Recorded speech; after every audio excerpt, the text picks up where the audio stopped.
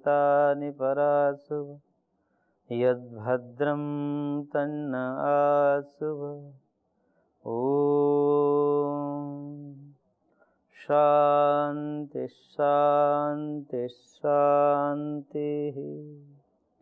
ओम श्री परमात्मने नमः।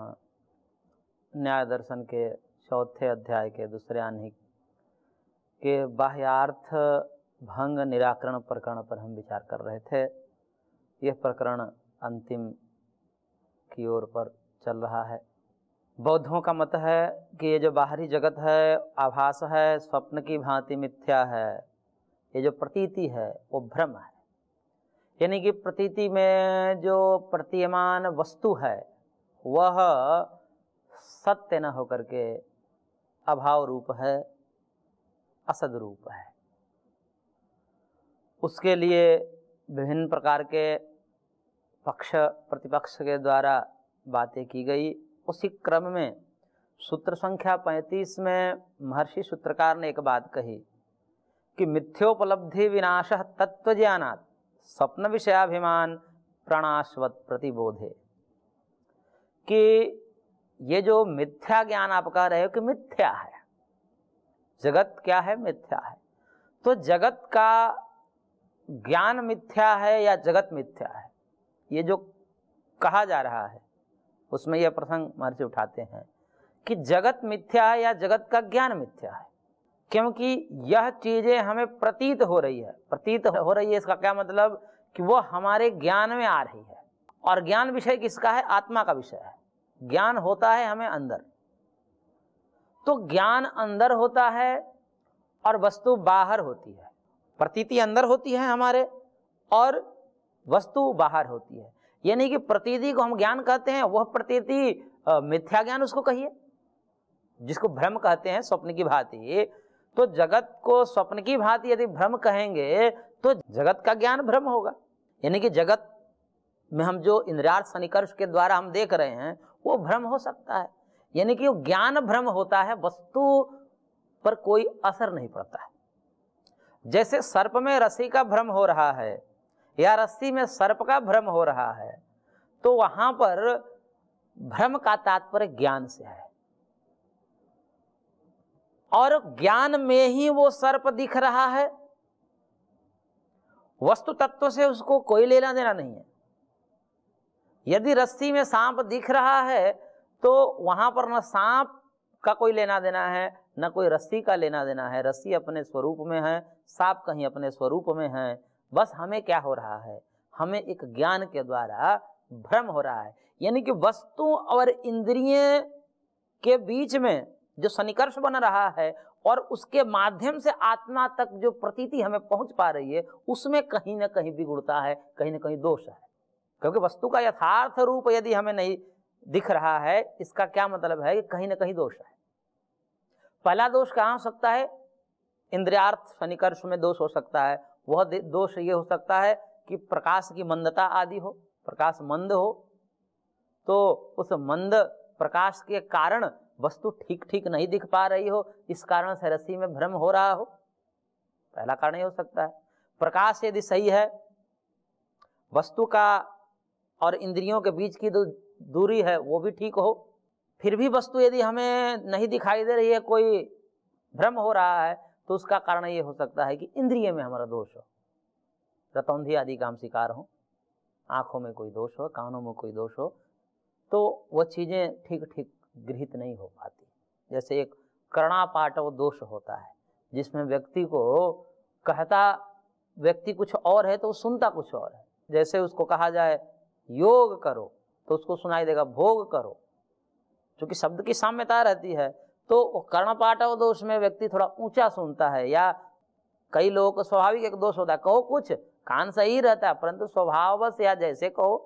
कभी कभी तो लगता है कि स्वभाववश जानबूझकर बोलते हैं, कभी कभी ऐसा लगता है नहीं उनको सुनाई ही ऐसा देता है। तो प्रत्येक जो प्रारंभिक स्थिति में जो हम शब्द बोलते हैं वो उनको विपरीत सुनाई देता है, कुछ दूसरा सुनाई देता है, तो उसे कर्णापाटवादी दोष कहते हैं। वो इंद्रियों का ही दोष है, या इंद्रियों का दोष ना कह करके मन का दोष कह लीजिए, संस्कार का दोष कह लीजिए। तो यदि प्रकाश भी सही हो, वस्तु का रूप भी सही हो, इंद्रियों से प्रकाश के बीच में जो उचित दूरी चाहिए देखने के लिए वो भी ठीक हो, फिर भी हमें मिथ्या ज्ञान हो रहा है, तो इसका मतलब कि इंद्रियों में दोष है। यदि इंद्रियां भी ठीक हो, प्रकाश भी सही हो, वस्तु का स्वरूप भी सही हो और वस्तु से इंद्रियों के बीच में उचित दूरी भी हो, फिर भी यदि भ्रम हो रहा है, तब हम क्या कह सकते हैं कि फिर अंतःकरण में दोष है, संस्कार में कोई दोष है। संस्कार दूषित होता है तो भी व्यक्ति को मिथ्या ज्ञान होता है, क्योंकि महर्षि कणाद ने वैशेषिक दर्शन में एक सूत्र दिया कि मिथ्या ज्ञान आखिर क्यों होता है। तो उन्होंने कहा कि इंद्रिय दोषात संस्कार दोषात च अविद्या। या तो इंद्रिय में दोष हो तो अविद्या होगा, मिथ्या ज्ञान होगा, अथवा इंद्रिया ठीक हो, संस्कार में दोष हो तो संस्कार में दोष होने से भी व्यक्ति उल्टा का पुल्टा समझता है, देखता है, वस्तु वही दिख रहा है परंतु वो गड़बड़ देखता है। और जिसके संस्कार ठीक हैं, धर्मानुकूल हैं, उसके संस्कार में धर्म है। अब संस्कार का धर्म से लेन देन है कि धर्म मूलक यदि होगा व्यक्ति तो उसके संस्कार शुद्ध होंगे, शुद्ध आचरण वाला होगा, शुद्ध संस्कार वाला होगा। और यदि उसके कर्माशय में यदि अधर्म की मात्रा ज्यादा होगा तो वह व्यक्ति के संस्कार दूषित माने जाते हैं और वह उल्टा का पुल्टा देखता है। वस्तु वही होती है, एक ही वस्तु उसके सामने दिखती है।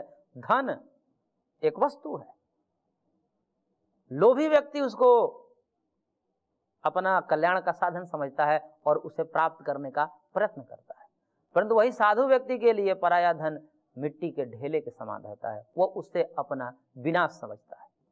वस्तु तो उसको भी ऐसा नहीं है कि वो वस्तु उसको मिट्टी के ढेला के रूप में दिख रही है, ऐसा नहीं है। शास्त्र में कहा जाता है कि जो दूसरी की वस्तु है, दूसरे का धन है, परद्रव्य है, उसको लोष्ट के समान समझिए। दूसरी की स्त्री है, उसको माता के समान समझिए। तो यह जो कथन है, वहां चाहे वो वस्तु हो या व्यक्ति हो, उसके सामने स्वरूप तो वैसा ही उसको दिखता है। एक कामी व्यक्ति को भी स्त्री दिखती है, एक साधु व्यक्ति को भी स्त्री दिखती है, परंतु दोनों के देखने में अंतर है। ऐसा नहीं है कि साधु व्यक्ति को स्त्री जो है वो कुछ और दिख रही है, स्त्री ना दिख करके, शरीर ना दिख करके कुछ और दिख रहा है, ऐसा नहीं है। और एक कामी व्यक्ति को दिख रहा है वो कुछ और दिख रहा है, दोनों को समान दिख रहा है। परंतु एक व्यक्ति संस्कारवान है, चरित्रवान है, उसके मूल में धर्म है, तो वह उसको मात्र दृष्टि से देखेगा। और एक अधर्मी है, असंस्कारवान, जिसके कुत्सित आचरण है, वह उसको काम की सामग्री के रूप में देखेगा। ऐसे ही लोभियों के लिए धन के विषय में है कि पर द्रव्य को देख करके वो उस पर आकर्षित होते, उसको अपनाने का प्रयत्न करते हैं, किसी प्रकार से हमारा हो जाए। उसमें कल्याण खोजते हैं, कल्याण देखते हैं अपना। और जो साधु पुरुष हैं, जो धर्माचरण में रत व्यक्ति हैं, वो उसमें अपना विनाश देखता है कि परद्रव्य जो हमारे अंदर इसके लेने की प्रवृत्ति आ रही है, विचार आ रहा है, ये घातक है, विचार में ही उसको दबा देता है, कर्म में तो आने का प्रसंग ही नहीं है। तो इस प्रकार से संस्कार के दोष से भी अविद्या होते हैं। अब जिन बौद्धों के मत में, जिन नास्तिकों के मत में ये जगत मिथ्या है, या तो उनके संस्कार में दोष हैं या उनके इंद्रियों में दोष हैं। इंद्रियों में दोष नहीं कर सकते हैं क्योंकि सारे के सारे नास्तिक के आंखें खराब हो, कान खराब हो, ऐसा तो होता नहीं, ठीक रहते हैं, लेकिन फिर भी वो समझते गड़बड़ ही हैं, जगत को भ्रम ही समझते हैं, मिथ्या ही समझते हैं। तो उनके संस्कार में दोष समझना चाहिए। और संस्कार दूषित होता है अधर्म के संचय से। या तो वर्तमान जन्म में अधर्म का आचरण हो या पूर्व जन्म में प्रारब्ध में अधर्म लेकर आया हो, तो भी व्यक्ति सद्ज्ञान से वंचित रह जाता है। प्रारब्ध के जो अधर्म है उसको भी दूर करने के लिए साधन है, धर्माचरण से उसको भी बदल सकते हैं। प्रारब्ध में यदि अधर्म है तो उसको पुरुषार्थ के द्वारा, वर्तमान धर्माचरण के द्वारा उसको दबाया जा सकता है और फिर सद्ज्ञान की प्राप्ति की जा सकती है। प्रारंभिक स्थिति में मान लीजिए कि चूंकि ये सद्ज्ञान है, ब्रह्म ज्ञान है, सद्ज्ञान है, धर्म का ज्ञान है, ये सबको समझ में नहीं आता। और खासकर से न्याय शास्त्र तो इसको कहना ही क्या है, ये तो और कठिन माना जाता है। समस्त शास्त्रों में न्याय शास्त्र को बड़ा कठिन माना जाता है, परंतु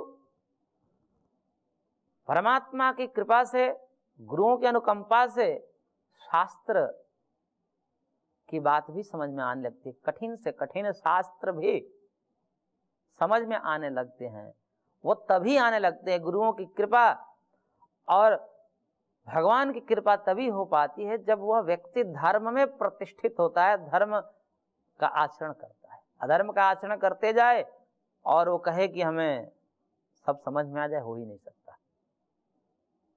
तो वह जो जगत को मिथ्या कह करके और एक दर्शन के रूप में उसको ख्यापित किया जाता है कि ये सब जो कुछ दिख रहा है ये सब भ्रम है, तो उसके लिए महर्षि ने कहा कि देखिए ये आपका मिथ्या ज्ञान है।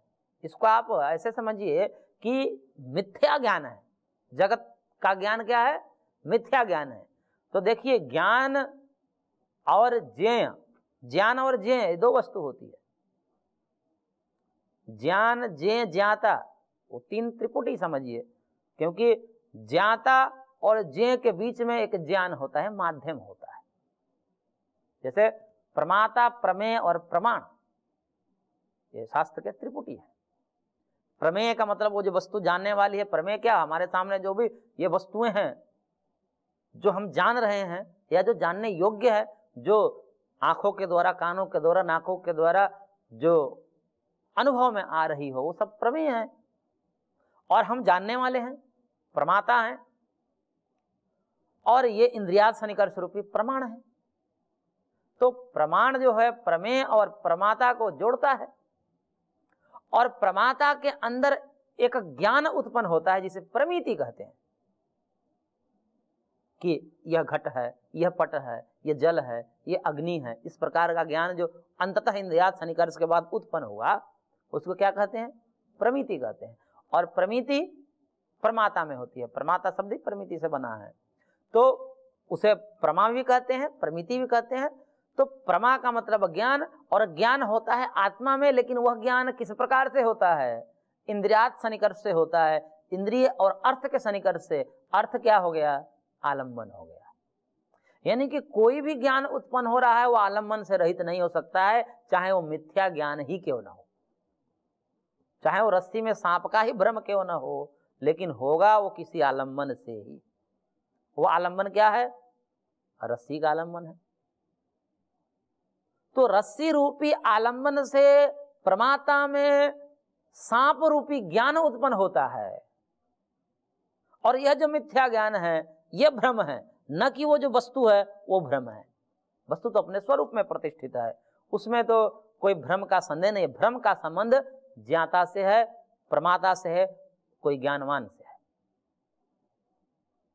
तो वस्तु तो अपने स्वरूप में रहती है, वस्तु देखने वाले को ज्ञान उत्पन्न करने में एक निमित्त मात्र बन जाती है। और वह निमित्त दो प्रकार से बन सकती है। वह वस्तु सद्ज्ञान का भी निमित्त बन सकती है, वह वस्तु असद ज्ञान अर्थात मिथ्या ज्ञान का भी निमित्त बन सकती है। तो जब मिथ्या ज्ञान कहा जाता है वह भी वस्तु के आलंबन से ही उत्पन्न होती है, और जो सद्ज्ञान उत्पन्न होता है वो भी वस्तु के आलंबन से ही होता है। लेकिन मिथ्या ज्ञान के समय में पता नहीं चलता कि मिथ्या ज्ञान है। किसी को रस्सी में सर्प दिख गया तो उसको वास्तव में दिख जाता है। भ्रम तो तब पता चलता है कि जब वह बाद में सांप को जो देखा था वो रस्सी के रूप में बाद में देखे, सुबह जाए और देखे कि रस्सी पड़ा था वहां पर, तब वह भ्रम दूर होता है कि मैंने कल मिथ्या समझ लिया था, कल मेरे को भ्रम हो गया था। तो भ्रम, मिथ्या ज्ञान जो है वह सत्य ज्ञान से नष्ट हो जाता है। उसी को महर्षि ने कहा मिथ्योपलब्धि विनाश तत्व ज्ञानात्। तत्व ज्ञान से जो मिथ्या उपलब्धि यानी कि जो मिथ्या ज्ञान है वह नष्ट हो जाता है। तो नष्ट यहां पर क्या हुआ? ज्ञान नष्ट हुआ, भ्रम दूर हुआ। वो हमारे अंतर जो ज्ञान है वह दूर हुआ, उसमें बदलाव हुआ। ज्ञान में हमारा बदलाव हुआ, वस्तु में बदलाव हुआ क्या? वस्तु में बदलाव कुछ नहीं हुआ। वस्तु उस समय भी वैसे ही थी, भ्रम के समय भी वस्तु अपने स्वरूप में प्रतिष्ठित थी, और भ्रम जब दूर हो गया तो भी वस्तु अपने स्वरूप में प्रतिष्ठित है। वस्तु के स्वरूप में कोई अंतर नहीं आता, अंतर आता है हमारा ज्ञान में। तो ज्ञान मिथ्या हो सकता है, ज्ञान सत्य हो सकता है। वस्तु न सत्य होती है न मिथ्या होती है, वस्तु वस्तु होती है। क्योंकि सत्य शब्द का प्रयोग भी हम तब करते हैं जब वस्तु मिथ्या होती है। तो वस्तुतः वस्तु तो सत्य ही है, भले ही यह सापेक्ष कथन हो, लेकिन यह कथन यह साबित करता है आपका कि ज्ञान बदलता है, ज्ञान मिथ्या होता है, ज्ञान सत्य होता है, वस्तु मिथ्या नहीं होती। ये जो बदलाव आ रहा है ज्ञान में आ रहा है, ना कि वस्तु में। और ये जगत क्या है? वस्तु है। तो जब हम कह रहे हो या आप कह रहे हो कि ये जगत भ्रम है, तो ये आपका ज्ञान भ्रम है या वस्तु मिथ्या है, वस्तु का अस्तित्व नहीं है।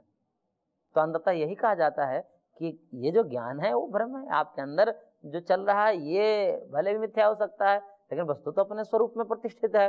तो भ्रम कह देने से वस्तु पे कोई असर नहीं पड़ता, आप पे असर पड़ता है, आपके ज्ञान पर असर पड़ता है, वह ज्ञान ही परिवर्तित होता है। इसलिए कहा कि स्वप्न विषयाभिमान प्राणास्वत प्रतिबोध है। जैसे स्वप्न ज्ञान का भ्रम कब टूटता है, कब पता चलता है कि हम स्वप्न देख रहे थे? जब प्रतिबोध है, वो जागृत काल में जब हम आते हैं तब कहते हैं कि हम तो स्वप्न देख रहे थे, ये तो मिथ्या ही मैं डर रहा था, या मिथ्या ही हम इन चीजों में पड़ा था, मैं तो कुछ और हूं। तब उसे भ्रम टूटता है। तो वह भ्रम ज्ञान रूप है, और ज्ञान और ज्ञेय अलग अलग है। ज्ञान वस्तु के माध्यम से उत्पन्न होता है, वस्तु ज्ञान को उत्पन्न करने में निमित्त बनती है, लेकिन वस्तु अपने स्वरूप में रहते हुए ज्ञान को प्रभावित करती है। और अज्ञान सदरूप भी हो सकता है, असदरूप हो सकता है, लेकिन वस्तु में कोई परिवर्तन नहीं होता। चाहे वो भ्रम काल हो या भ्रम से अतिरिक्त काल हो, उन दोनों काल में वस्तु के स्वरूप पर कोई परिवर्तन नहीं होता। यह ध्यान रखने की बात है। ऐसे ही जो बौद्ध ये कह रहा है कि ये जो सारा का सारा जगत मिथ्या है, तो वो मिथ्या उसके ज्ञान में है, जगत तो अपने स्वरूप में है।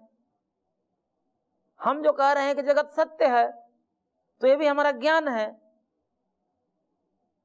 वस्तु के स्वरूप में कोई अंतर नहीं आ रहा है, चाहे हम उसको सत्य कहें या असत कहें, वस्तु तो वस्तु है।